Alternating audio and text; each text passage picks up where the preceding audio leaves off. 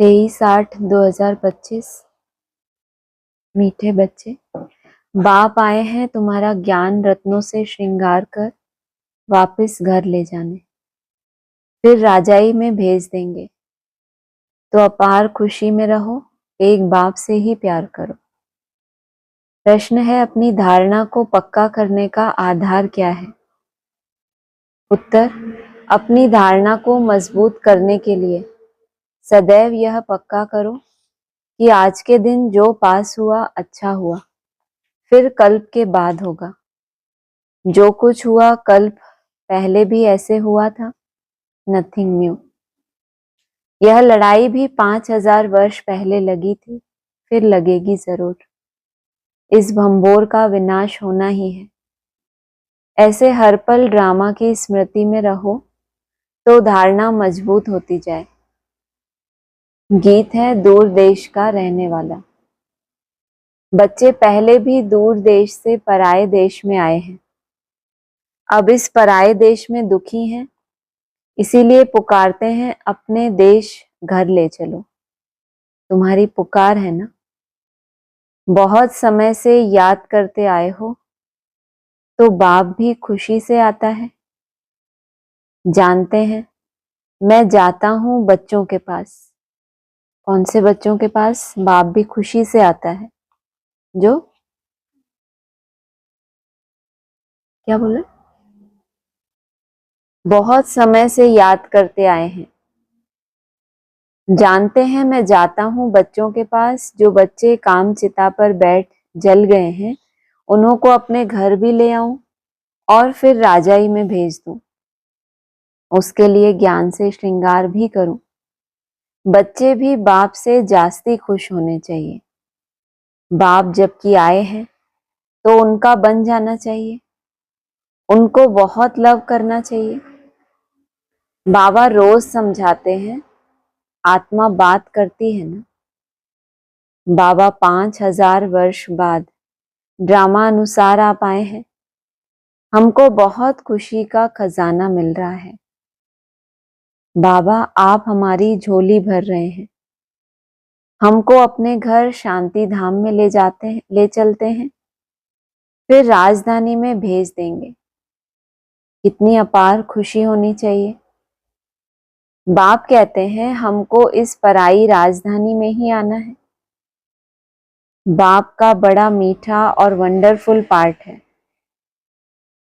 खास जबकि इस पराये देश में आए हैं। यह बातें तुम अभी ही समझते हो, फिर यह ज्ञान प्रायः लोप हो जाता है, वहां दरकार ही नहीं रहती। बाबा कहते हैं तुम कितने बेसमझ बन गए।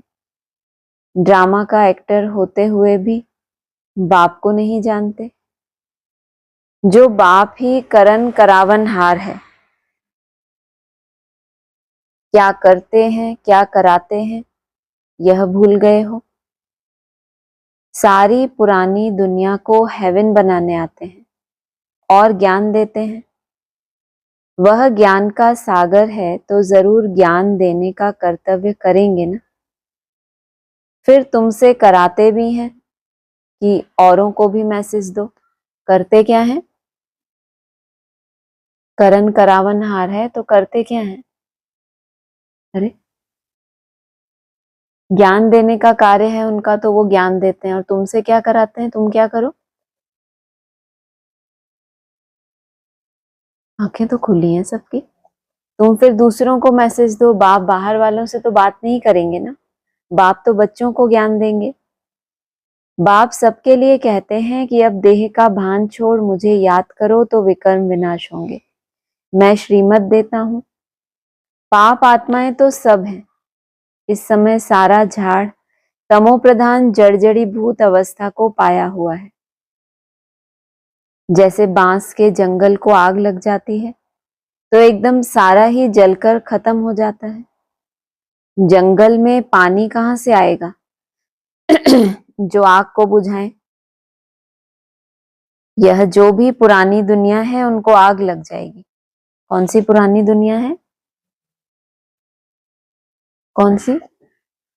ब्राह्मणों की पुरानी दुनिया है, तो बांसों की बात है या किसकी बात है? चैतन्य आत्माएं हैं जिनके अंदर क्या नहीं है? ज्ञान जल है ही नहीं तो कैसे हो गए? ज्ञान और स्नेह ये दो तरह के जल बताए ना। अगर ये ही नहीं है बगीचे में तो क्या बन जाएगा? कांटों का जंगल। और एक में काम क्रोध की अग्नि लगी तो फिर एक से दूसरा, दूसरे से तीसरा, बुझाने वाला कोई है ही नहीं। जिसके अंदर ज्ञान योग की नमी हो, स्नेह का जल हो, तो फिर क्या होएगा? बांस एक से दूसरा जलकर सारा ही खत्म हो जाएगा। इसी तरीके से पुरानी दुनिया खत्म होनी है। बाप कहते हैं नथिंग न्यू। बाप अच्छी अच्छी पॉइंट्स देते रहते हैं। कितनी अच्छी पॉइंट है, एक से दूसरा बांस काम क्रोध की अग्नि में सब जल गए। तो कितनी अच्छी पॉइंट्स देते हैं जो नोट करनी चाहिए। बाप ने समझाया है और धर्म स्थापक सिर्फ अपना धर्म स्थापन करने आते हैं। पुरानेपन का क्या नहीं करते? विनाश नहीं करते। पुरानी धारणाएं चली आती हैं, वो अपनी एक नई धारणा स्थापन कर देते हैं। एक लिमिट के उनके फॉलोअर्स बन जाते हैं। उनको पैगंबर या मैसेंजर आदि कुछ भी नहीं कह सकते। यह भी बड़ा युक्ति से लिखना है। शिव बाबा बच्चों को समझा रहे हैं। बच्चे तो सब हैं, ऑल ब्रदर्स। तो हर एक चित्र में, हर एक लिखत में यह जरूर लिखना है। शिव बाबा ऐसे समझाते हैं। बाप कहते हैं, बच्चे, मैं आकर सतयुगी आदि सनातन देवी देवता धर्म की स्थापना करता हूँ, जिसमें 100% सुख, शांति, पवित्रता सब है। इसलिए उनको हेवन कहा जाता है। वहां दुख का नाम नहीं है। बाकी जो भी सब धर्म है उन सबका विनाश कराने निमित्त बनता हूं। सतयुग में होता ही एक धर्म है, वह है नई दुनिया। पुरानी दुनिया को खत्म कराता हूं। ऐसा धंधा तो और कोई नहीं करते हैं। कहा जाता है शंकर द्वारा विनाश। विष्णु भी लक्ष्मी नारायण ही है। प्रजापिता ब्रह्मा भी तो यहाँ है। यही पतित से पावन फरिश्ता बनते हैं। इसीलिए फिर ब्रह्मा देवता कहा जाता है। लास्ट में प्रजापिता किसको टाइटल मिले? प्रजापिता ब्रह्मा तो मुझे यहाँ चाहिए। जो प्रजापिता ब्रह्मा का टाइटल धरा और अगर वो सूक्ष्म वतनवासी फरिश्ता बन गया तो फिर उसको प्रजापिता नहीं कहेंगे। फिर प्रजापिता मुझे कहाँ चाहिए? यहाँ चाहिए। इसीलिए फिर ब्रह्मा देवता कहा जाता है, जिससे देवी देवता धर्म स्थापन होता है। यह बाबा भी देवी देवता धर्म का पहला प्रिंस बनता है। कहाँ? प्रजापिता ब्रह्मा, जिससे देवी देवता धर्म स्थापन होता है। और फिर ये बाबा भी क्या बनता है उस दुनिया में? तो रचना हो गई ना। तो ब्रह्मा द्वारा स्थापना, शंकर द्वारा विनाश। चित्र तो देने पड़े ना। समझाने के लिए यह चित्र बनाए हैं। इनके अर्थ का कोई को भी पता नहीं है। स्वदर्शन चक्रधारी का भी समझाया। परमपिता परमात्मा सृष्टि के आदि मध्य अंत को जानते हैं। उनमें सारा ज्ञान है। तो स्वदर्शन चक्रधारी ठहरे ना। जानते हैं। हम ही यह ज्ञान सुनाते हैं। बाबा तो ऐसे नहीं कहेंगे कि मुझे कमल फूल समान बनना है। सतयुग में तुम कमल फूल समान ही रहते हो। सन्यासियों के लिए यह नहीं कहेंगे, वह तो जंगल में चले जाते हैं। बाप भी कहते हैं, पहले वह पवित्र सतो प्रधान होते हैं, भारत को थमाते हैं पवित्रता के बल से। भारत जैसा पवित्र देश कोई होता ही नहीं। जैसे बाप की महिमा है वैसे भारत की भी महिमा है। भारत हेवन था। यह लक्ष्मी नारायण राज्य करते थे, फिर कहाँ गए? अभी तुम जानते हो। और किसकी बुद्धि में थोड़े ही होगा कि यह देवताएं ही 84 जन्म ले फिर पुजारी बनते हैं। अभी तुमको सारा ज्ञान है। हम अभी पूज्य देवी देवता बनते हैं, फिर पुजारी मनुष्य बनेंगे। मनुष्य तो मनुष्य ही होता है। यह जो चित्र किस्म किस्म के बनाते हैं, ऐसे कोई मनुष्य होते नहीं। यह सब भक्ति मार्ग के ढेर चित्र हैं। तुम्हारा ज्ञान तो है गुप्त, यह ज्ञान सब नहीं लेंगे। जो इस देवी देवता धर्म के पत्ते होंगे वही लेंगे। बाकी जो औरों को मानने वाले हैं वह सुनेंगे नहीं। जो शिव और देवताओं की भक्ति करते हैं वही आएंगे। पहले पहले मेरी भी पूजा करते हैं, फिर पुजारी बन अपनी भी पूजा करते हैं। तो अब खुशी होती है कि हम पूज्य से पुजारी बने, अब फिर पूज्य बनते हैं। कितनी खुशियां मनाते हैं। यहाँ तो अल्पकाल के लिए खुशी मनाते हैं, वहां तो तुमको सदैव खुशी रहती है। दीपमाला आदि लक्ष्मी को बुलाने के लिए नहीं होती, दीपमाला होती है कोरोनेशन पर। कल प्रश्न आया था ना, तो बाबा ने उसका जवाब दिया कि दीपमाला किस लिए नहीं होती? लक्ष्मी को बुलाने के लिए नहीं होती, ये तो अपने स्वार्थ पूर्ति करनी है उनको कि धन की देवी है तो हमको क्या मिले। राजधानी स्थापन हुई है, राज्य स्थापन हुआ है, तो भक्त क्या कहेंगे, हमको भी तो कुछ मिले। तो भक्तों की इच्छाएं तो कितनी लिमिटेड होती हैं, तो वो क्या करेंगे, देवी का आवाहन करेंगे। दीपमाला होती है कोरोनेशन पर, बाकी इस समय जो उत्सव मनाए जाते हैं वह वहां होते नहीं। वहां तो सुख ही सुख है।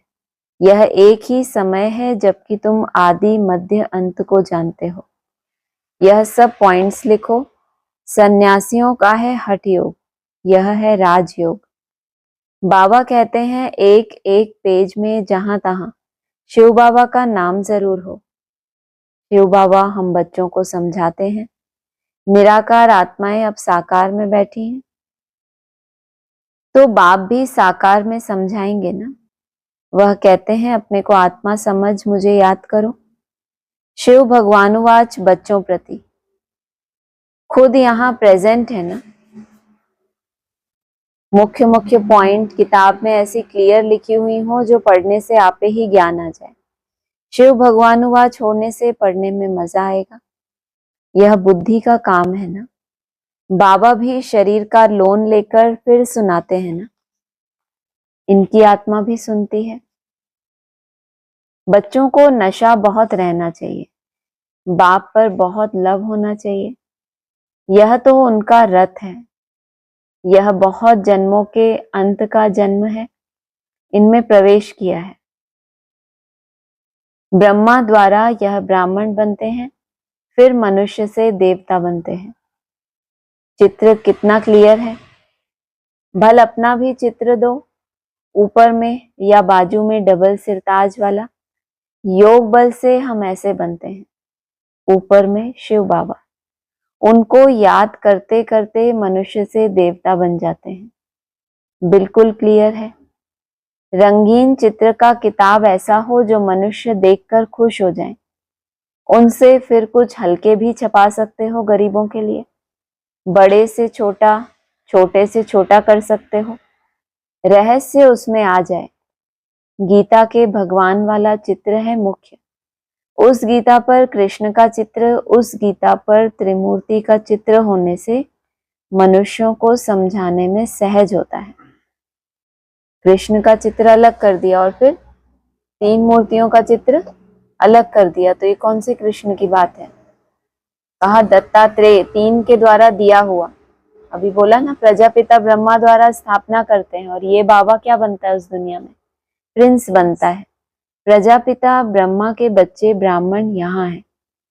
प्रजापिता ब्रह्मा सूक्ष्म वतन में तो हो नहीं सकता, लेकिन जिस प्रजापिता ब्रह्मा को टाइटल मिला वो उसके लिए क्या बोला? जब वो अव्यक्त फरिश्ता बनता है तो क्या बन जाता है? ब्रह्मा देवता कहलाता है। लेकिन यहाँ जो है प्रजापिता ब्रह्मा सूक्ष्म वतन में तो हो नहीं सकता। कहते हैं ब्रह्मा देवताय नमः, विष्णु देवताय नमः। अब देवता कौन ठहरे? देवताएं तो यहाँ राज्य करते थे, डीटीज में तो है ना, तो यह सब अच्छी रीति समझाना पड़ता है। ब्रह्मा सो विष्णु, विष्णु सो ब्रह्मा, दोनों यहाँ है। वैसे तो क्या कह दिया कुमारका ने, शिव बाबा को कितने बच्चे हैं? एक बच्चा, वही ब्रह्मा, सो फिर विष्णु बन जाते हैं। बाबा ने क्या बोला? ब्रह्मा सो विष्णु और विष्णु सो ब्रह्मा, दोनों मतलब दो है ना, दोनों ही यहाँ है। चित्र है तो समझाया जा सकता है। पहले पहले अलफ को सिद्ध करो तो सब बातें सिद्ध हो जाएंगी। प्रैक्टिकल में क्या चाहिए? चित्र होना चाहिए, तभी तो समझा सकेंगे कि ये ऐसा ऐसा जीवन कहानी है। जीवन कहानी किसकी होती है? जो सूक्ष्म वतन में चले गए उनकी जीवन कहानी कैसे बताएंगे? तो चित्र चाहिए तो समझा सके। पॉइंट्स तो बहुत हैं और सब धर्म स्थापन करने आते हैं। बाप तो स्थापना और विनाश दोनों कराते हैं। होता है सब ड्रामा अनुसार ही, माना बात आती है कि बाप कराते हैं, बाकी बोला क्या? होता सब कुछ ड्रामा अनुसार ही है। ब्रह्मा बोल सकते, विष्णु बोल सकते हैं? पूछा। ब्रह्मा तो बोल सकते हैं, बोलते हैं, वाणी चलाते हैं। विष्णु के लिए पूछा, विष्णु बोल सकते हैं? पूछा क्यों? एक मुरली में आया ना, विष्णु कोई गूंगा है क्या? नहीं सुना ऐसा? सच्ची गीता खंड का पॉइंट है। माना तीनों के द्वारा एक साथ तो नहीं बोलेंगे, लेकिन इसका मतलब एक एक करके तो तीनों के द्वारा बोलेंगे ना। तो कहा विष्णु बोल सकते हैं। सूक्ष्म वतन में क्या बोलेंगे? मतलब प्रैक्टिकल की बात हो गई ना।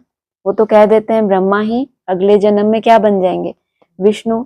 एडवांस में कह दिया विष्णु अलग से कोई होता ही नहीं। और मुरली क्या कह रही है? ब्रह्मा बोल सकते हैं, विष्णु बोल सकते हैं, सूक्ष्म वतन में तो नहीं बोलेंगे। इसका मतलब कहाँ बोलेंगे? साकार दुनिया में बोलेंगे ना। यह सब समझने की बातें हैं। यहां तुम समझकर फिर ट्रांसफर होते हो। पहले तुम्हारे ये बात समझ में आए कि ब्रह्मा बोल सकते हैं, तुमने सुनी आवाज, विष्णु बोल सकते हैं, और फिर आगे क्या बोला? सूक्ष्म वतन में तो नहीं बोलेंगे ना, प्रैक्टिकल की बात है। यहां तुम समझकर, माना वो यहां बोलेंगे तो तुम समझोगे भी कहाँ उनका बोला हुआ। यहां जब तुम समझो फिर तुम क्या होगा? ट्रांसफर होते हो ऊपर क्लास में। ऊपर मतलब वैकुंठ, ऊपर क्लास में। कमरा ही दूसरा मिलता है। कमरा भी क्या हो जाता है तुम्हारा? खाली कमरे में जाना चाहते हो ना, तो तुमको दूसरा कमरा मिलता है। क्योंकि तुमने क्या समझा? पहले तो क्वेश्चन ही था सारे ब्राह्मणों की बुद्धि में कि विष्णु बोल सकते हैं, विष्णु होता क्या है? जिस ब्राह्मण को देखो एक ही क्वेश्चन है। बाबा ने तो बोला है 4 भुजाएं होती हैं, फिर उनके संस्कार मिलते हैं। और बाबा ने क्या बोल दिया? ब्रह्मा सो विष्णु, विष्णु सो ब्रह्मा, दोनों यहाँ ही है। ब्रह्मा बोल सकते हैं, विष्णु बोल सकते हैं, सूक्ष्म वतन में तो नहीं बोलेंगे। यहाँ ये सब बातें तुम समझकर फिर ट्रांसफर होते हो दूसरे क्लास में। कमरा ही दूसरा मिलता है। मूल वतन में कोई बैठ तो नहीं जाना कि अब हमको शिवालय में कमरा मिल गया नया तो फिर अब हम वहीं बैठे। इस सृष्टि पे हम क्यों आए? पाठ बजाने के लिए। फिर वहां से नंबरवार आना होता है। किसी को बहुत बढ़िया कमरा मिल जाए पर्सनल, खूब तपस्या करे तो आना चाहेगा वापस, तो अलग से मिल गया, फिर भी वहां से तुमको आना पड़ता है। पहले पहले मूल बात एक ही है, उस पर जोर देना चाहिए। कल्प पहले भी ऐसे हुआ था। यह सेमिनार आदि भी ऐसे ही कल्प पहले हुए थे, ऐसी पॉइंट्स निकली थी। आज का दिन जो पास हुआ अच्छा हुआ, फिर कल्प बाद ऐसे ही होगा। ऐसे ऐसे अपनी धारणा करते पक्के होते जाओ। क्या करते करते? क्या बोला? क्या धारणा पक्की करें? क्या धारणा बताइए?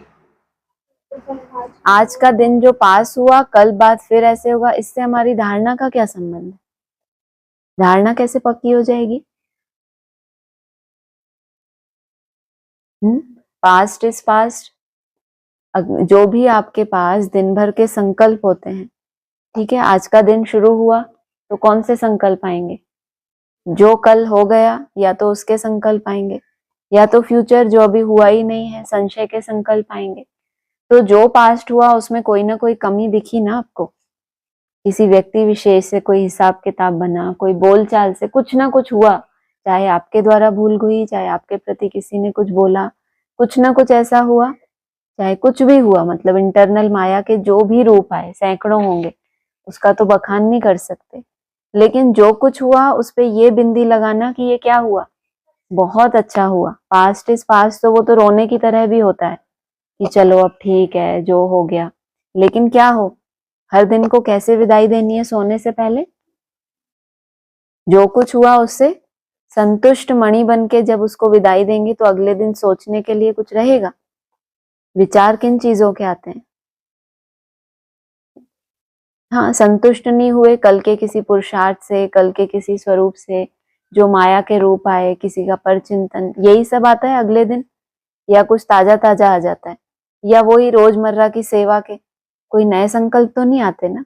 तो अगर उनको स्टॉप लगा दिया कि ये जो कुछ है अगर पॉजिटिव करके समाया अपने अंदर, तो फिर संकल्प उठेगा, क्योंकि आपने समा लिया ना। और समाया भी कैसे?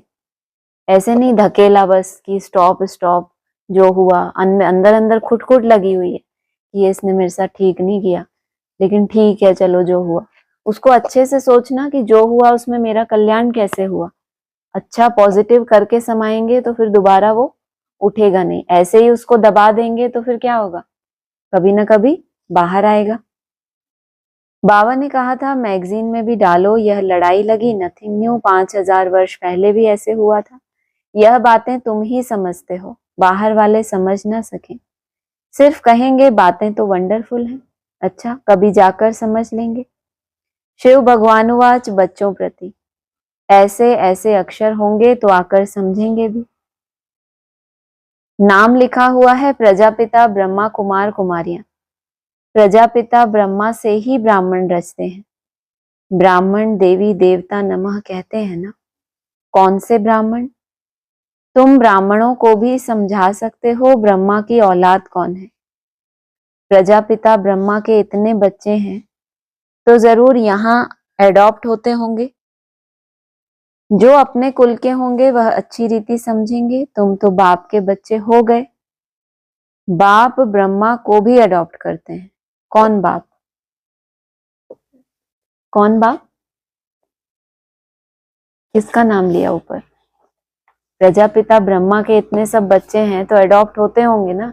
ब्रह्मा को भी किसने अडॉप्ट किया? प्रजापिता ब्रह्मा की बात आई ना, शिव बाबा कहाँ बोला? बाप ब्रह्मा को भी अडॉप्ट करते हैं, नहीं तो शरीर वाली चीज आई कहाँ से? ब्राह्मण इन बातों को समझेंगे, सन्यासी नहीं समझेंगे। अजमेर में ब्राह्मण होते हैं और हरिद्वार में सन्यासी ही सन्यासी है। क्या मतलब? अजमेर में किसका यादगार है? प्रजापिता ब्रह्मा का यादगार है, तो वहां कौन है? ब्राह्मण है। और हरिद्वार की तरफ कब चले जाते हैं? जब अंतिम वानप्रस्थ अवस्था होती है तो कहाँ चले जाते हैं? हरिद्वार की तरफ। और वानप्रस्थ के बाद क्या आएगा फिर? सन्यास। तो कहा हरिद्वार में कौन है? सब। एक सन्यासी नहीं है, भले हरिद्वार एक जाए, लेकिन बाबा ने क्या कहा? वहां तो सब क्या है? सन्यासी ही सन्यासी हैं। पंडे ब्राह्मण होते हैं परंतु वह तो भूखे होते हैं। अजमेर में कौन है? सब ब्राह्मण ही ब्राह्मण, लेकिन है कैसे सब? भूखे, माना धामा खाने वाले ब्राह्मण। और हरिद्वार में सन्यासी कैसे होते हैं? कहाँ तक त्याग करते हैं? कुंभक चढ़ा लेते हैं तो किसका त्याग कर दिया? श्वास का भी त्याग कर देते हैं, तो उनको कहेंगे भूखे होते हैं। तुम्हारा भी, परंतु वह तो भूखे होते हैं। बोलो तुम अभी जिस्मानी पंडे हो जो अजमेर में बैठे हैं, ब्रह्मा की मान्यता करते हैं। अब रूहानी पंडे बनो। तुम्हारा भी नाम पंडा है। रूहानी पंडा बनने के लिए कहाँ जाना पड़े? कहाँ प्रवेश करना पड़े? अजमेर में नहीं, कहाँ? अजमेर माना भेड़ चाल को फॉलो करना, और हरि का द्वार माना, हरि अर्थात विष्णु। ऊपर बोला ना, विष्णु कोई बोलते हैं क्या? सूक्ष्म वतन में तो नहीं बोलेंगे, तो उसका कोई द्वार है तो द्वार के अंदर विराजमान होगा, कुछ बोलता होगा। अगर तुमने धारण किया वैसा तो क्या कहेंगे? हरिद्वार में प्रवेश किया, तो अब तुम रूहानी पंडे बनो। तुम्हारा भी नाम पंडा है। पांडव सेना को भी समझते नहीं है। बाबा है पांडवों का सिरमौर। कहते हैं हे बच्चे मामेकम याद करो तो विकर्म विनाश होंगे और चले जाएंगे अपने घर। फिर बड़ी यात्रा होगी अमरपुरी की। बताओ, हमने तो सोचा हमारी यात्रा की एंड कहाँ आ जाती है? जब हम घर में पहुंच जाते हैं। बाबा ने क्या बोला? याद करो तो विकर्म विनाश हो जाएंगे, फिर तुम चले जाएंगे अपने घर, फिर वहां से बड़ी यात्रा शुरू होगी। कितना बड़ा धोखा है ये तो। बड़ी यात्रा होगी अमरपुरी की, मूल वतन की कितनी बड़ी यात्रा होगी। सबकी सब आत्माएं जाएंगी, जैसे मक्कड़ों का झुंड जाता है ना, मक्खियों की भी रानी भागती है तो उनके पिछाड़ी सब भागते हैं। वंडर है ना। सब आत्माएं भी मच्छरों मिसल हैं, मच्छरों मिसल जाएंगी। शिव की बारात है ना, तुम सब हो ब्राइड्स, मैं ब्राइड ग्रूम आया हूं सबको ले जाने। तुम छीछी हो गए हो इसीलिए श्रृंगार कर साथ ले जाऊंगा, जो श्रृंगार नहीं करेंगे तो सजा खाएंगे। ये अजीब बात है, तुम्हारा मैं श्रृंगार करके तुमको साथ में ले जाऊंगा। कोई होता है ना, श्रृंगार करने के लिए कैसा होना पड़ता है? जो श्रृंगार करने वाला है उसको अपने को समर्पित करना होता है ना, कि भाई हम बैठे हैं, हमारा जैसा चाहे क्या करो। हिल डुल करेंगे, भाग दौड़ करेंगे, भागेंगे, नहीं करेंगे श्रृंगार तो क्या होगा? उसके लिए भी क्या चाहिए? श्रृंगार करवाने के लिए भी क्या चाहिए? एकाग्रता, स्थिरता तो चाहिए ना। जो श्रृंगार नहीं करेंगे तो सजा खाएंगे, जाना तो है ही। काशी कलवट में भी मनुष्य मरते हैं तो सेकंड में कितनी सजाएं भोग लेते हैं। ये काशी के यादगार है। एक सेकंड में कितनी सजाओं का अनुभव करते हैं। मनुष्य चिल्लाते रहते हैं, यह भी ऐसे है। समझते हैं हम जैसे कि जन्म जन्मांतर का दुख सजा भोग रहा हूं। वह दुख की फीलिंग ऐसी होती है। जन्म जन्मांतर के पापों की सजा मिलती है। जितनी सजा खाएंगे उतना पद कम हो जाएगा, और जितना श्रृंगार करेंगे उतनी सजा कम हो जाएगी। इसीलिए बाबा कहते हैं योग बल से हिसाब किताब चुकतू करो, याद से जमा करते जाओ। नॉलेज तो बहुत सहज है, अब हर कर्म ज्ञान युक्त करना है। ज्ञान सहज है लेकिन मुश्किल क्या बताया? हर कर्म कैसा हो हमारा? ज्ञान युक्त हो। दान भी पात्र को देना है। पाप आत्माओं को देने से फिर देने वाले पर भी उसका असर पड़ जाता है, वह भी पाप आत्माएं बन जाते हैं। ऐसे को कभी नहीं देना चाहिए जो उस पैसे से जाकर फिर कोई पाप आदि करे। पाप आत्माओं को देने वाले तो दुनिया में बहुत बैठे हैं। अब तुमको तो ऐसा नहीं करना है। अच्छा, मीठे मीठे सिकिलदे बच्चों प्रति माता पिता बाप दादा का याद प्यार गुड मॉर्निंग। रूहानी बाप की रूहानी बच्चों को नमस्ते। रूहानी बच्चों की रूहानी बाप दादा को नमस्ते। धारणा के लिए सार है, अभी हर कर्म ज्ञान युक्त करना है, पात्र को ही दान देना है। पाप आत्माओं से अब कोई पैसे आदि की लेन देन नहीं करनी। योग बल से सब पुराने हिसाब किताब चुकतू करने हैं।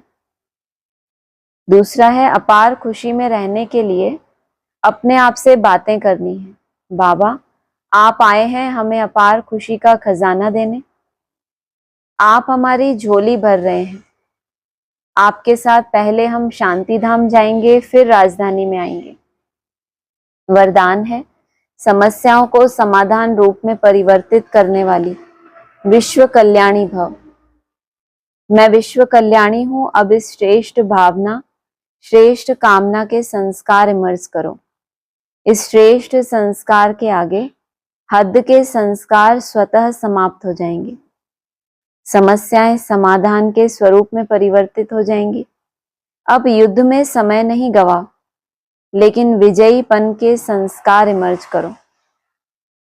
अब सब कुछ सेवा में लगा दो तो मेहनत से छूट जाएंगे। समस्याओं में जाने के बजाय दान दो, वरदान दो, तो स्व का ग्रहण स्वतः समाप्त हो जाएगा।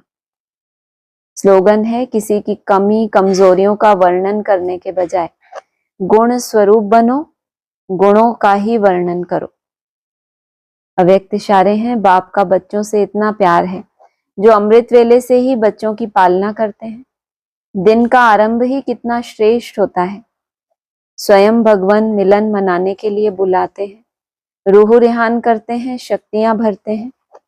बाप की मोहब्बत के गीत आपको उठाते हैं। कितना स्नेह से बुलाते हैं, उठाते हैं, मीठे बच्चे, प्यारे बच्चे आओ। तो इस प्यार की पालना का प्रैक्टिकल स्वरूप है सहज योगी जीवन। उठाता कौन है आपको?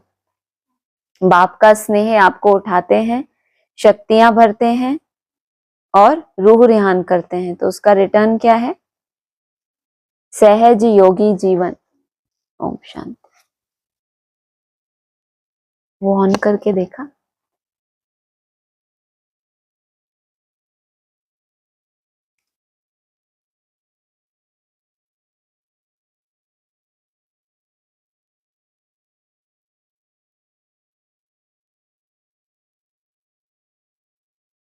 इक्कीस 9/64 ऑडियो मुरली के पॉइंट्स हैं।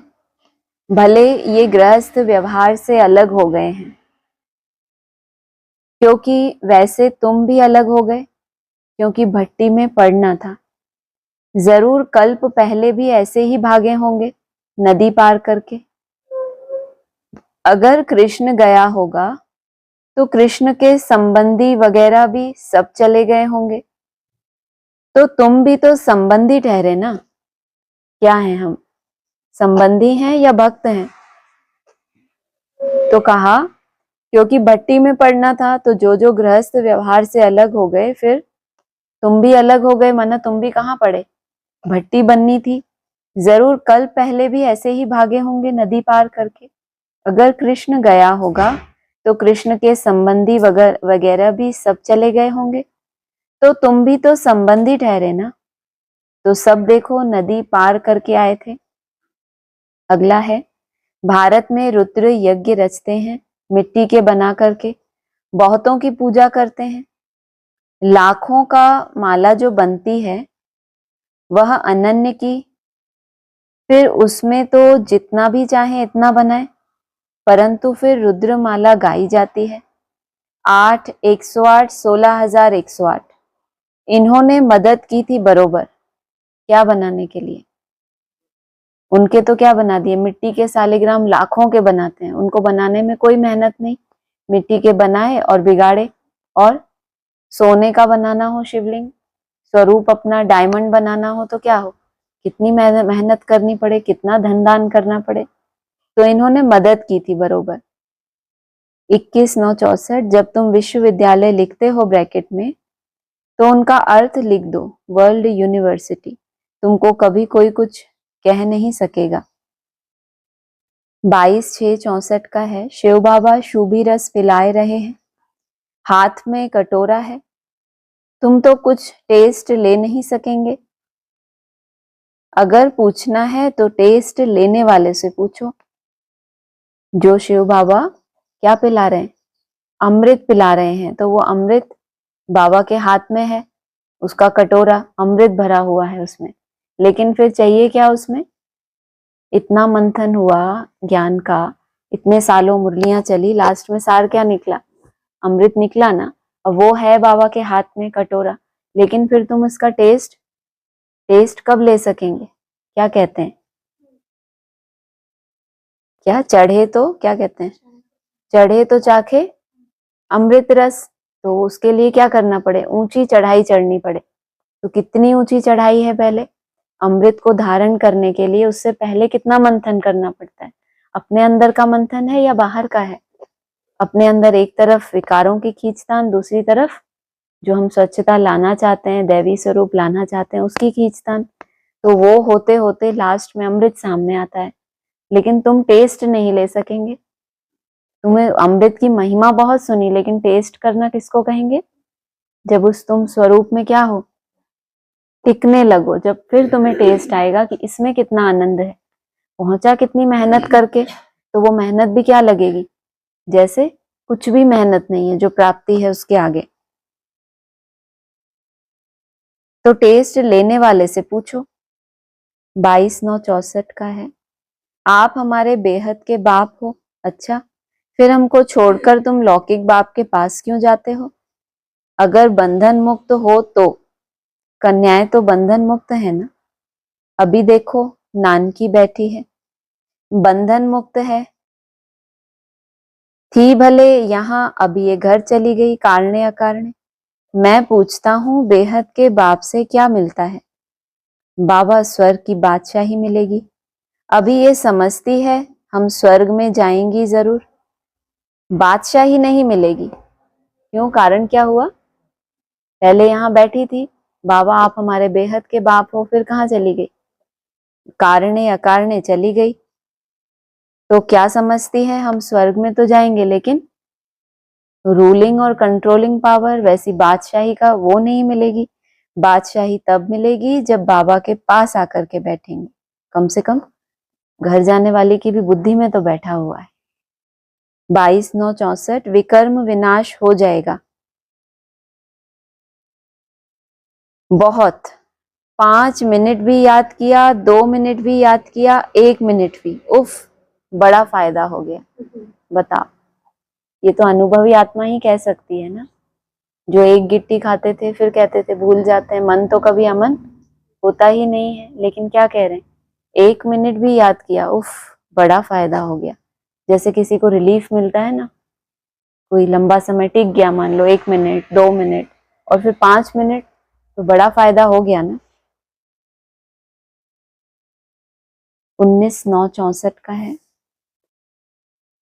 इनसे तुमको चाहिए तो पूछो, माया इनका कितना सामना करती है। तो बाबा बताएंगे। ऐसे ऐसे ख्यालात चलते हैं, 4-5 घंटा नींद नहीं आती, न याद आती है। ये अजीब है, ना नींद आए ना याद आए तो क्या होता है फिर? जरूर हमारे बच्चों को भी ऐसे पछाड़ती होगी। तुम जितना रुस्तम बनेंगे, जो तुमको होता है मैं पास करता हूं, पहले किसको पास करना पड़े? जो भी तुम्हारे साथ होता है वो पहले कौन पास करे? नहीं तो तुम जब अपना रोना लेके आओगे तो तुमको अनुभवी होगा, तभी बताएगा ना कि अब क्या करो। जो तुमको होता है मैं पास करता हूँ, हम 16 कला संपूर्ण बनेंगे। अभी तो समय पड़ा है, जब समय आएगा ना बच्ची, तो तुम यहाँ बैठे बैठे बैठे पता नहीं कहाँ उड़ते रहेंगे।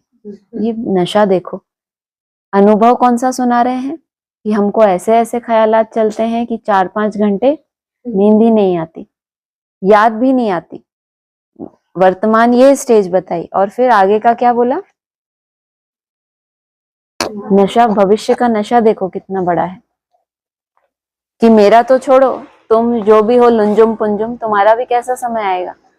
यहाँ बैठे बैठे पता नहीं कहाँ उड़ते रहेंगे, घड़ी घड़ी बैठे बैठे तुमको फिर वहां से उतारना पड़ेगा। आत्मा को खींच होती है, जाना है ना वापस, तुमको बुलाना पड़ेगा कि भाई वापस आ जाओ। 19/9/64 का है। जगदम्बा काली दुर्गा क्या है समझते नहीं है। क्या है?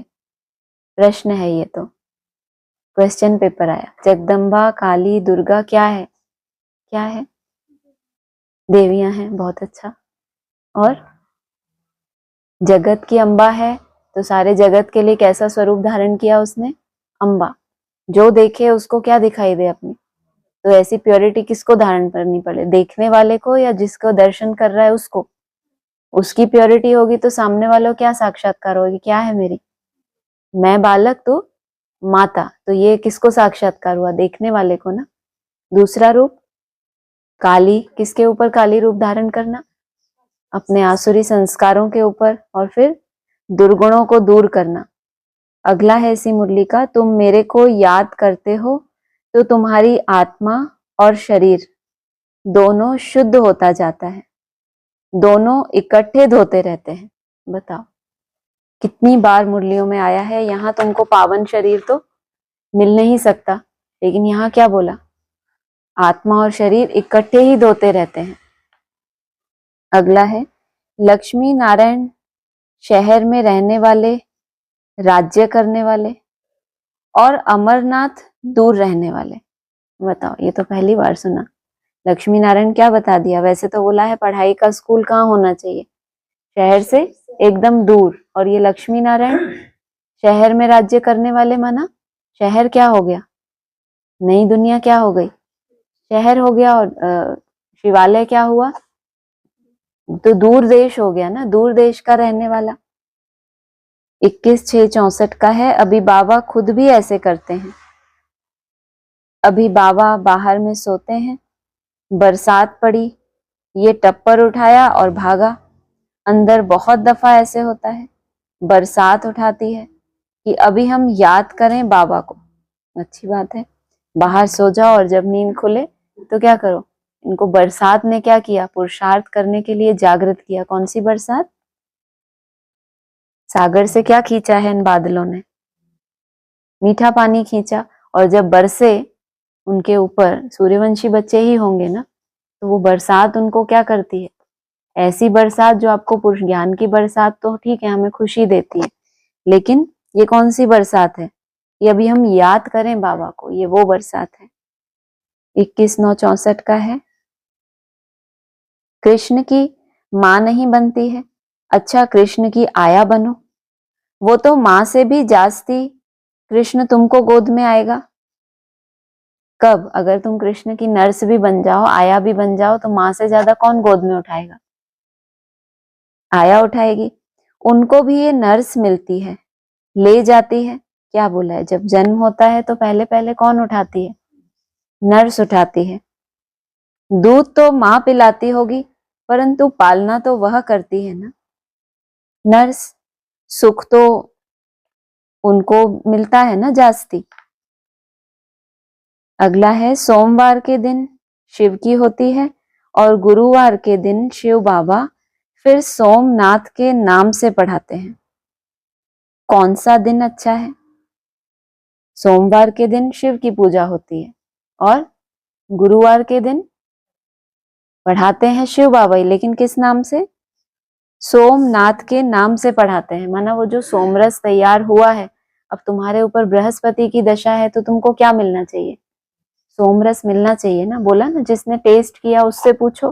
तुम तो अभी टेस्ट नहीं कर पा रहे, तो कम से कम तुम्हारी गुरुवार से क्या होती है? पढ़ाई शुरू हो जाती है। सोमनाथ के रूप में तुमको पढ़ाते हैं। कुमारिका से पूछता हूं, सोमवार अच्छा या गुरुवार अच्छा? हाँ, शिव की पूजा करी, शिव का परिचय बुद्धि में बैठा, वो अच्छा, या तुम पढ़ने लग गए, वो दिन ज्यादा अच्छा हुआ? क्या ज्यादा अच्छा हुआ? दोनों ही अच्छे हैं। क्यों किसी को नीचा ऊपर करें? ओम शांति। हाँ जी, आप लोगों का कुछ है?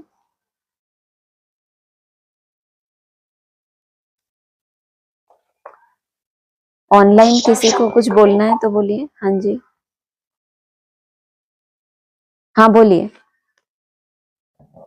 ओम शांति दीदी, मैंने तो आज ये नोट किया कि अजमेर में जो ब्रह्मा का मंदिर हम समझते थे कि ब्रह्मा का मंदिर है, लेकिन आज पता चला कि प्रजापिता ब्रह्मा का मंदिर है। और सचमुच में हमारे पॉइंट वो बुद्धि में कैच हुआ। ये जैसे प्रजापिता ब्रह्मा की उपाधि जो दी थी, वो मैं कि बाबा ने कहा ना अहमदाबाद हमको बाद में देने वाला, तो वो अजमेर का गायन अब आज पता चला कि प्रजापिता ब्रह्मा का गायन है। हाँ जी, हाँ जी। और हाँ जी, ये पॉइंट हमें बहुत ज्यादा कैच हुआ, मतलब बुद्धि हाँ में जी, टच हुआ। हाँ मैं जी, बोली हाँ आज जी। तो भाई क्लियर हो गया ये चीज, हरिद्वार का मतलब और अजमेर में दोनों का अंतर पता चला आज। ठीक है। हाँ जी, बहुत अच्छा लगा। हाँ जी, हाँ और जी। और सूक्ष्म वतन का भी पता चला कि सूक्ष्म वतन में कोई ब्रह्मा विष्णु महेश तो कोई वाणी ना सुना सके, मतलब स्थूल में ही सबकी वाणी चलेगी, मतलब साकार में ही। हाँ जी, हाँ जी। बोला ना, शुभी रस जिसने पिया है, तुम तो टेस्ट हाँ, नहीं कर सकते, तो टेस्ट करने वाले से पूछो। तो पूछेंगे तो बताएगा भी तो ना। हाँ जी, ये सुबह मंथन चल रहा था मेरा आज बहुत गहराई से। मैं सुबह सुबह यही सोच रही थी कि ज्योति अव्यक्त ज्योतिर्लिंग जो शिव है, आज बताया ना उसके शिव के बारे में, जो शिव की और देवताओं की पूजा करेंगे, तो ये वही मतलब उच्च कोटि के ब्राह्मण कहलाएंगे। यही है ना? हाँ जी, हाँ जी। जिन्होंने शिव अच्छा, की और देवताओं की भक्ति की होगी, वही इस धर्म, देवी देवता धर्म के पत्ते होंगे, वही आएंगे। हाँ जी। हाँ हाँ हाँ दीदी, बस मैं तो और बाद में टैली करूंगी अपना हाँ ज्ञान जी, को पूरा हाँ लिख जी, लिख रखा है मैंने आज। हाँ जी, हाँ जी। हाँ जी हाँ ठीक है। ओम शांति। और किसी को बोलना है? ओम शांति। ओम शांति।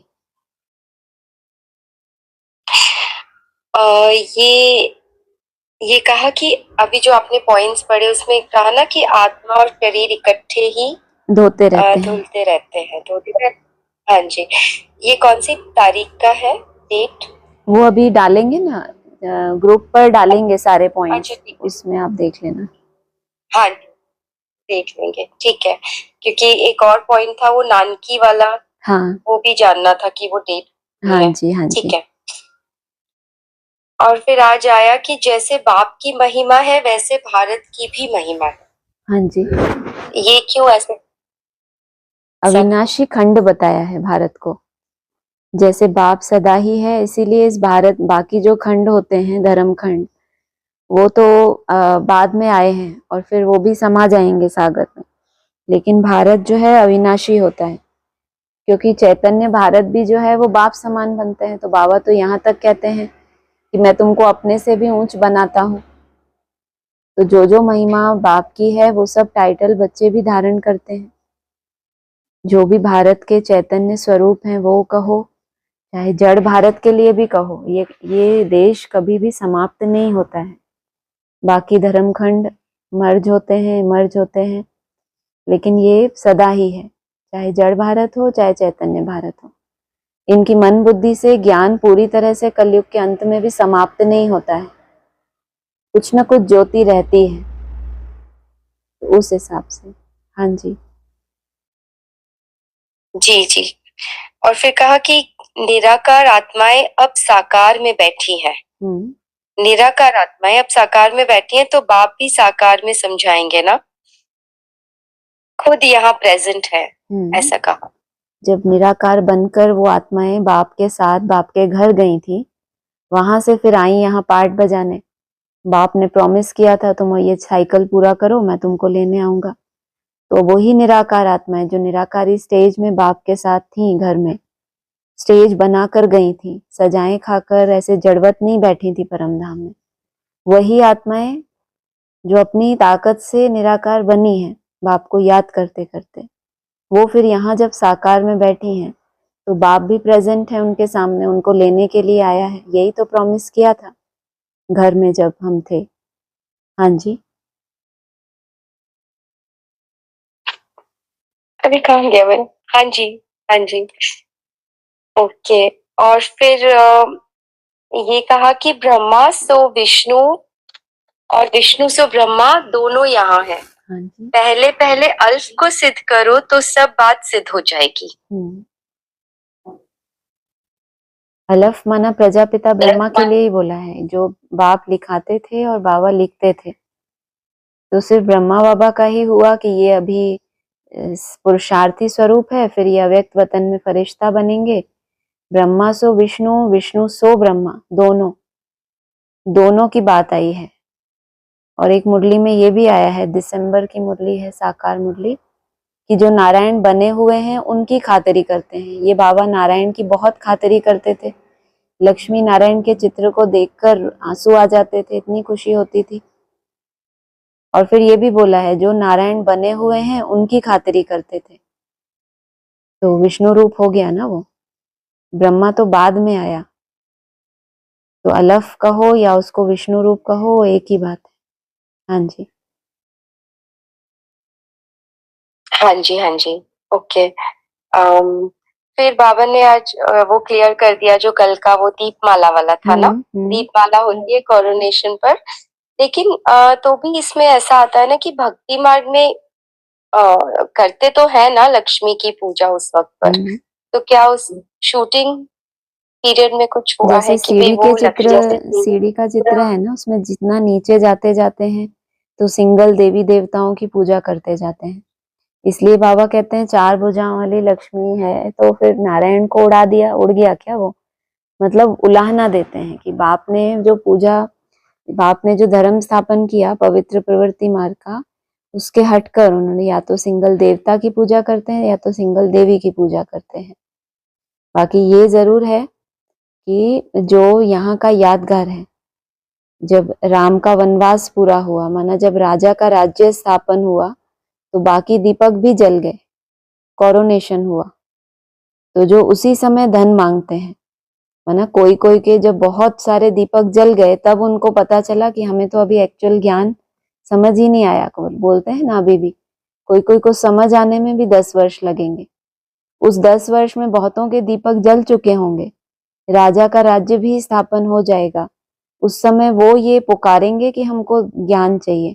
अब बाबा ने तो कहा है कि ज्ञान शक्तियों के द्वारा मिलेगा, बांटते हैं, तो वो फिर वो आवाहन करेंगे कि ये तो दीपक जल गए, लेकिन हमको तो अभी क्या नहीं मिला, हमको तो अभी वो सही ज्ञान ही नहीं मिला जिससे हमारा भी दीपक जले। तो ये जिनके लिए ये है, जो आत्माएं ट्रांसफर हो गई उस राजाई में, वो तो कोरोनेशन मनाएंगी।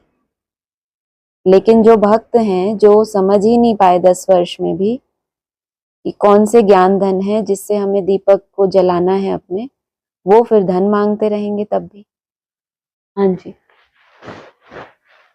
अच्छा, हाँ जी। और फिर आज का एक पॉइंट कि बाप ब्रह्मा को भी अडॉप्ट करते हैं, नहीं तो शरीर वाली चीज आई कहाँ से? अडॉप्शन ऐसा की क्यों बात, अडॉप्शन की बात प्रैक्टिकल में है। शरीर वाली चीज मतलब ये मन बुद्धि में नहीं होता, जैसे हमने एडवांस ज्ञान में अभी तक सुना था ना कि ब्रह्मा की आत्मा है, निराकार महादेव की आत्मा ब्रह्मा की आत्मा को कंट्रोल कर लेगी तो ये हो जाएगा। एडॉप्शन जो होती है, कंट्रोल जो होता है, उसके लिए प्रैक्टिकल चाहिए। शरीर वाली चीज मन निराकार तो पढ़ाते हैं, लेकिन वो हमसे कनेक्ट कैसे करे, हमसे बात कैसे करे, तो उसके लिए उसको शरीर वाली चीज चाहिए ना, कोई आधार तो उसको चाहिए। और प्रैक्टिकल में ही एडॉप्शन होती है, बिंदी के द्वारा नहीं। इसलिए बोला प्रजापिता ब्रह्मा के बच्चे तुम ब्रह्मा कुमार कुमारियां हो। ब्रह्मा को भी अडॉप्ट करते हैं, करने वाला प्रजापिता ब्रह्मा, ब्रह्मा को भी अडॉप्ट किया और ब्राह्मणों को भी। और प्रजापिता ब्रह्मा को किसने अपना बनाया? शिव बाबा ने। हाँ जी, हाँ जी, हाँ जी। आई थिंक सीमा माता ने हाथ उठाया है। हाँ जी, बोलिए सीमा बहन, आप बोलिए। हाँ जी, हाँ जी, मेरे को ना आज का जो वरदान है उसके लिए पूछना था। उसमें बाबा ने जो विधि बताई है, जैसे समस्याओं को समाधान रूप में परिवर्तित करने वाली, तो उसमें लास्ट में बोला ना, समस्याओं में जाने की बजाय दान दो, वरदान दो, तो स्व का ग्रहण स्वतः समाप्त हो जाएगा। तो यही बस जानना था कि किस टाइप का दान, यहाँ बाबा किस दान की और वरदान की बात कर रहे हैं। जैसे कोई भी समस्या आती है तो हम किसी न किसी उसके आधार से संकल्पों में या विकल्पों में चले जाते हैं।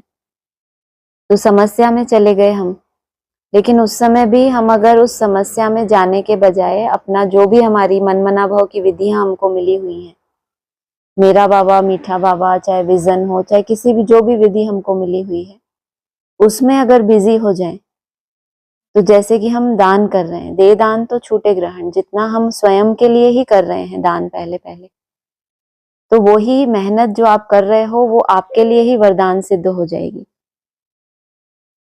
वरना वरदान बाबा ने तो बोल दिया, मैं कृपा आशीर्वाद करता ही नहीं, तुम अपने पुरुषार्थ से अपने ऊपर आप ही कृपा करो। तो यही वरदान है हमारा स्वयं के लिए कि समस्या भी है, लेकिन हम किसी भी विधि से अपने उस जाप में लगे हुए हैं, किसी न किसी विधि से अपने चार्ट को ही देख रहे हैं, समस्या को उतना देख ही नहीं रहे, तो संस्कार आ जाएगा इग्नोर करने का, विजयी बनने का। क्योंकि अगर समस्याओं का ढेर सारा हमने चिंतन भी कर लिया तो भी उससे वो खत्म तो नहीं होने वाली। कोई ना कोई हमारा हिसाब किताब है जो समस्या के रूप में आए हैं, जितना पुरुषार्थ करेंगे तो वो उसका क्या होगा, विघ्न वो टलेगा। तो जैसे कि हमने खुद ही अपने आप को वरदान दे दिया। हाँ जी जी जी, ठीक है, बस ओम शांति। ओम शांति। यही वाला क्वेश्चन मेरा भी था, सेम, तो वो हो गया। हाँ जी। और इसके साथ वो कल का स्लोगन भी मतलब थोड़ा जुड़ा ही हुआ है ना कि इच्छाएं कम करते जाओ तो समस्याएं अपने समस्या। आप कम होती जाए। हाँ इसको जी। इच्छा कह लो या अपेक्षा कह लो, जो भी समस्याएं हमें महसूस होता है कि ये समस्या आ गई, क्योंकि हमारी कुछ ना कुछ अपेक्षा होती है व्यक्ति विशेष से, उसके द्वारा कुछ ऐसा व्यवहार होता है, कुछ भी बोल होता है, तो हमें समस्या महसूस होती है, क्योंकि हमारी अपेक्षा है उससे, हमारी कोई इच्छा है। तो जब किसी के प्रति कोई अपेक्षा और स्वयं के लिए कोई इच्छा नहीं रहेगी, तो फिर कोई समस्या भी नहीं बची। फिर परिस्थितियां बनती रहेंगी, लेकिन आप जैसे उससे न्यारे रहें, डिटैच रहेंगे। हाँ जी। हाँ जी। और अपेक्षाएं तो तब होती हैं जब अटैचमेंट होता है कोई भी चीज से, है ना? बिल्कुल। अटैचमेंट होता है तब भी होती है अपेक्षा, जैसे हम लौकिक परिवार में भी होते हैं, तो ब्राह्मणों की भी आपस में कुछ ना कुछ अपेक्षा होती है, ये ऐसा होना चाहिए, ये थोड़ा ऐसा नहीं, बाबा ने ऐसा कहा है तो ऐसा होना चाहिए। तो हमारी आपस में भी एक दो से अपेक्षाएं होती हैं, भले अटैचमेंट नहीं है, एक स्नेह के धागे में बंधे हुए हैं, लेकिन अपेक्षा रखना, शुभ भावना रखना अच्छी बात है। लेकिन अगर अपेक्षा के विपरीत कुछ आए तो फिर हमें उससे प्रभावित नहीं होना है। हाँ जी। हाँ जी। फिर आज का स्लोगन भी बहुत अच्छा था, किसी की कमी कमजोरियों का वर्णन करने के बजाय गुण स्वरूप बनो, गुणों का ही वर्णन करो। हाँ जी। पहले अपने तो अंदर जब भी पहले किसी की कमजोरी दिखाई देती है तो पहला काम करना चाहिए, क्या करना चाहिए, कई बार बताया, आप बताओ क्या। पहले स्वयं को देखो। हाँ, स्वयं के अंदर उस कमी को ढूंढना है कि ये कमी जो मैं इधर देख रहा हूँ वो मेरे अंदर तो नहीं है। अच्छे से अपनी चेकिंग कर ली, अब आपको दिख रहा है कि हाँ ऐसी ऐसी गलती तो मेरे से भी हुई है पास्ट में, ऐसे ऐसे सूक्ष्म रूप में तो ये मेरे अंदर भी है। तो जब आपको अपने अंदर दिखेगी तो दूसरे को तो, अपने लिए तो हम कितने पोलाइट होते हैं, अपने को तो हम माफ कर देंगे, तो दूसरे को तो फिर बहुत सहज ही आप इग्नोर कर देंगे जब आप उसका मंथन अपने लिए करेंगे। और अगर इससे ऊपर कुछ करना है तो सामने वाले की विशेषता जो भी आपको पता है उसका चिंतन करें, है ना। खुद गुण का स्वरूप बने। स्वरूप बनना माना अपने स्व स्थिति में टिकना और गुणों को ही धारण करने का पुरुषार्थ करना। तो आपका ध्यान उतना दूसरों के अवगुणों पे नहीं जाएगा, और दूसरों से गुण उठाना माना गुण स्वरूप बनना। हाँ जी। हाँ जी। हाँ जी। और लास्ट में ये वाला जो आया कि परमात्मा प्यार की पालना का प्रैक्टिकल स्वरूप है सहज योगी जीवन। ये भी कितना प्यारा है। बिल्कुल। बाबा ने इतनी बताया कि मैं क्या क्या करता हूँ, तुमको उठाते हैं, तुमसे रूह रेहान करते हैं, शक्तियां भरते हैं। आरंभ ही दिन का कितना श्रेष्ठ होता है, तो बाबा इतना सुंदर आरंभ क्यों कराते हैं, ताकि पूरा दिन ही कैसा जाए आपका, सहज योगी का जाए। लेकिन हमारे अपने तरह के भी हिसाब किताब हैं, फिर भी ये जो स्मृति है वो इसीलिए दिलाते हैं कि हम कम से कम स्मृति के आधार से तो हर्षित रहें। प्रैक्टिकल स्टेज से हर्षित होना वो तो कोई बात नहीं है। जैसे आज ब्रह्मा बाबा ने कितना अच्छा अनुभव सुनाया, ये बाबा को तो इतने ऐसे ऐसे ख्यालात आते हैं, नींद भी नहीं आती, लेकिन आगे चल के तुम बच्चे ऐसे उड़ते रहेंगे बैठे बैठे। मतलब भविष्य के ऊपर इतना निश्चय बुद्धि होना, क्योंकि बाप ने कहा है तो उसके ऊपर इतना निश्चय होना, ये भी तो कितनी बड़ी बात है। हम वर्तमान के हिसाब से अपने को सर्टिफिकेट देते हैं, पता नहीं हमारा भविष्य क्या होगा। तो यहाँ हमें शिक्षा लेनी चाहिए। हाँ जी। हाँ जी, वो पॉइंट भी बहुत अच्छा था ब्रह्मा बाबा ने जो कहा। हाँ जी। और ये जो सहज योगी जीवन का मुझे इस तरह से भी समझ आता है, फिर आप बताइएगा कि जैसे हम क्या सिखाते हैं ना भाई साहब की कर्म योगी बनो। हर कर्म में अगर हम वो प्रैक्टिस करते रहेंगे तो ये जो निसंकल्प होने का, ये जो बिल्कुल थॉट्स ना चले, वो एक संस्कार बन जाएगा ऑटोमेटिक। तो फिर सहज ही हो गया ना। अभी जैसे मेहनत लगती है फिर सहज हो जाएगा। बिल्कुल। पहले बनेगा हमारा, पहले तो होता है ब्राह्मण जीवन, फिर उसके बाद होगा हमारा योगी जीवन। बीच में और भी स्वरूप होते हैं, ज्ञानी अच्छे बन गए या नॉलेजफुल बन गए, लेकिन जीवन ऐसे ही है। तो ब्राह्मण जीवन, दूसरा फिर जीते जी जब मर जाते हैं तो हमारा वो मरजीवा जन्म होता है, ब्राह्मण जन्म। फिर उसके बाद हमारा होता है योगी जीवन, माना हम बार बार अपनी बुद्धि योग को ऊपर ले जाते हैं, मेहनत होती है उसमें। उसके बाद जब वो अभ्यास करते करते एक टाइम आता है सहज योगी जीवन। तो ये स्टेजेस हैं, योगी जीवन बनाते बनाते ही सहज योगी बनेंगे। उससे पहले ब्राह्मण अर्थात पवित्र जीवन। हाँ जी, हाँ जी, हाँ जी, जी हो गया। चलिए, ओम ओम शांति। शांति। और किसी को बोलना है?